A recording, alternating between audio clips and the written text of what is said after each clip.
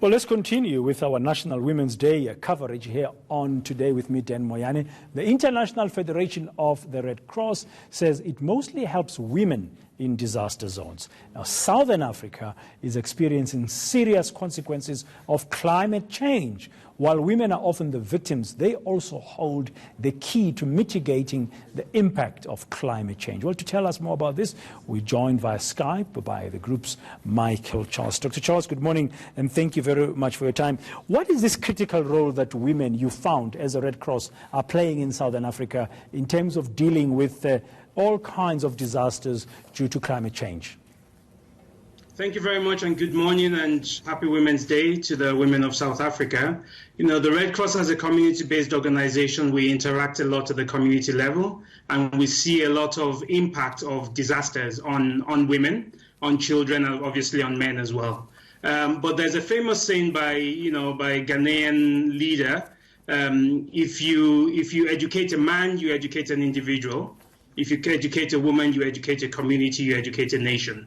And that's really our motto as the Red Cross in terms of really seeing how we, bring out the issues of women, the issues of gender, and really see how best we can, empower the women in the communities, because they do play a critical role in terms of ensuring resilience. Now we're seeing that with the impact of climate change, with the drought and with the cyclones, with the floods. And, there are many examples we can give from the cyclone Idea in Mozambique, Malawi, and Zimbabwe.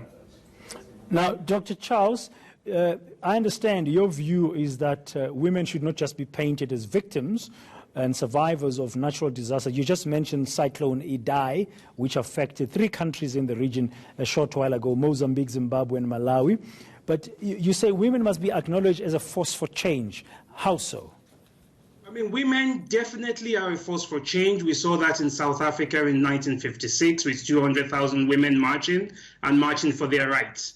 And we see it in the communities as well, where women are really at the forefront of that change, really at the forefront of bringing resilience, bringing coping mechanisms to the families, to the children, ensuring that their children are able to go to school, that food is provided. So we see that over and over and over again.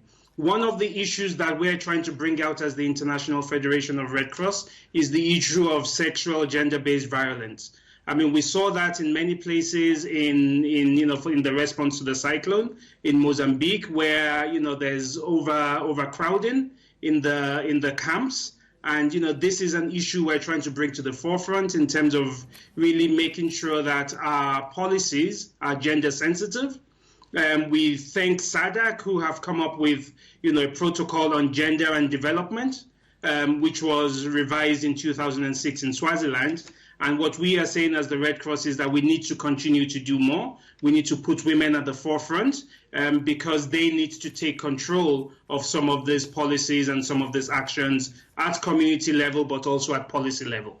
Thank you very much, Dr. Michael Charles from the International Federation of Red Cross here in Southern Africa. Now,